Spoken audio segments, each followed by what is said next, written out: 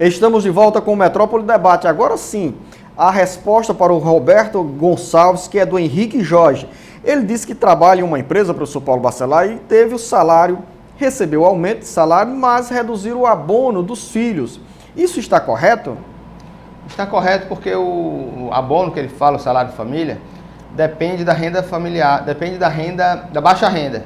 Ele precisa receber até R$ 1.085 por mês para ter direito ao salário de família. Se o salário dele aumentou, ele não tem direito a esse abono.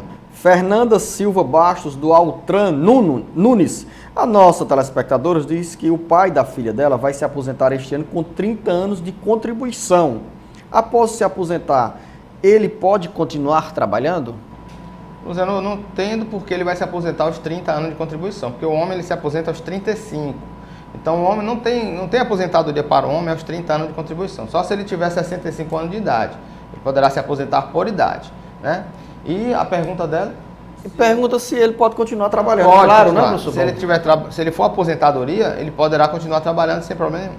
Um telespectador ou telespectadora que não quis se identificar diz que tem 32 anos de contribuição e de 1987 para cá vem trabalhando como motorista de caminhão frigorífico, que segundo ele traz riscos à saúde.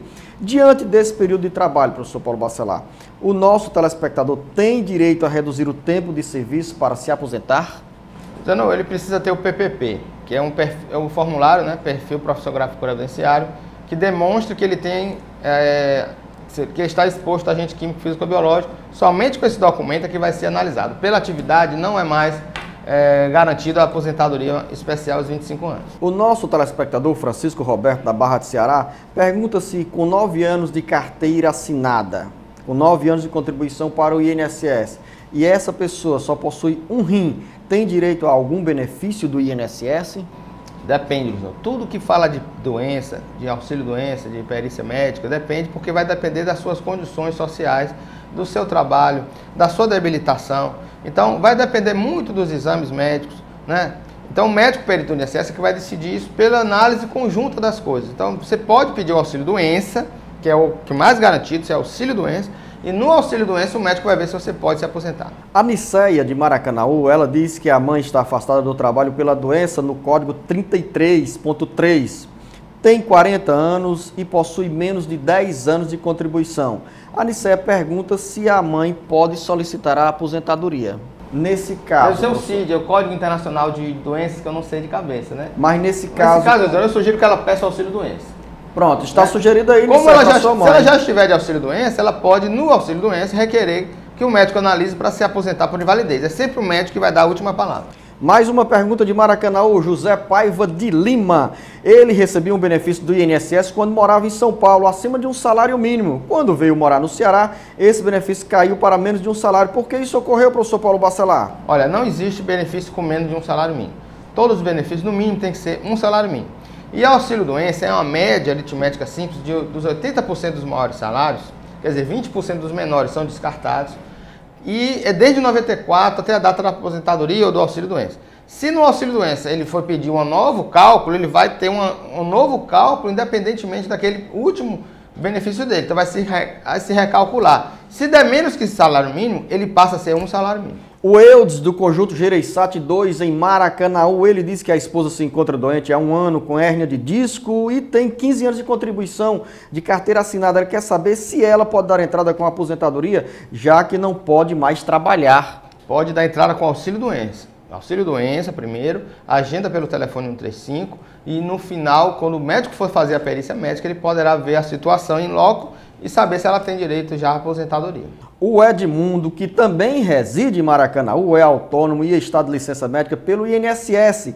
Nesse caso, ele pode pagar a contribuição por fora, professor Paulo Bacelar? Ele já está afastado pelo INSS? Ele está de licença, né? Não, então está pode. Afastado. Não pode, porque está de licença, quem contribui, efetivamente, presume-se que você está trabalhando, então não pode contribuir.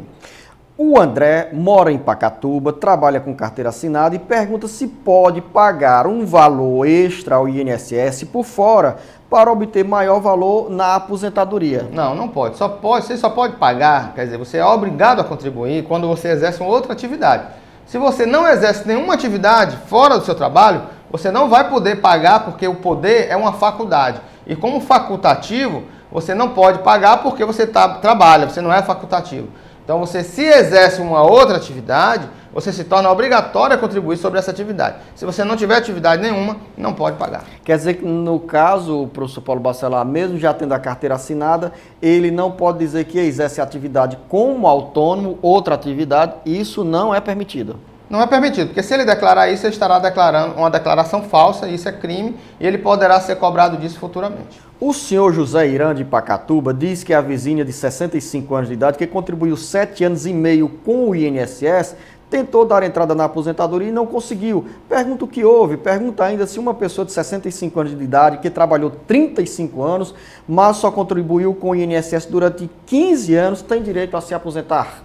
Tem, nesse caso a última pergunta, tem direito porque ele tem 65 anos de idade com 15 de contribuição. Então já tem direito a se aposentar. E quanto à vizinha que deu entrada, não... Nesse caso, José, como eu te disse, um caso concreto não dá para a gente tecer informações, né? Tecer orientações, sugestões ou dizer por que o benefício não foi concedido. Você sugere nesses casos que você procure a agência do INSS e peça ao chefe de benefício da agência para poder explicar. Professor Paulo Bacelar, um telespectador ou telespectador que não quis se identificar, diz o seguinte, no caso é um telespectador. A minha esposa casou há pouco tempo, ela recebia uma pensão por morte. Ela perde a pensão das 2 filhas assim que completa a maioridade e se ela perder, ela poderá entrar com recurso na justiça? Não existe recurso em justiça nem administrativo. Chegou aos 21 anos de idade, ela será cessada o benefício. A única maneira que tem de continuar recebendo é se as filhas, uma das filhas ou as 2, fossem inválidas. Aí receberia durante até a existência da invalidez. Mas chegou aos 21 anos, o benefício será cessado. Pergunta também sem autoria identificada. Tenho 61 anos de idade e já posso dar entrada com pedido de aposentadoria? 61 anos de idade, precisa ter... 61, né? 61 anos de idade. Precisa ter 15 anos, no mínimo, de contribuição para ser aposentado. Seja homem ou mulher. Seja mulher. 15 anos, homem ou mulher. Como ela tem 60, a mulher 60 anos de idade. O homem 65 anos de idade. Quem não tem os 65 anos de idade só se aposenta com os 35 anos de contribuição?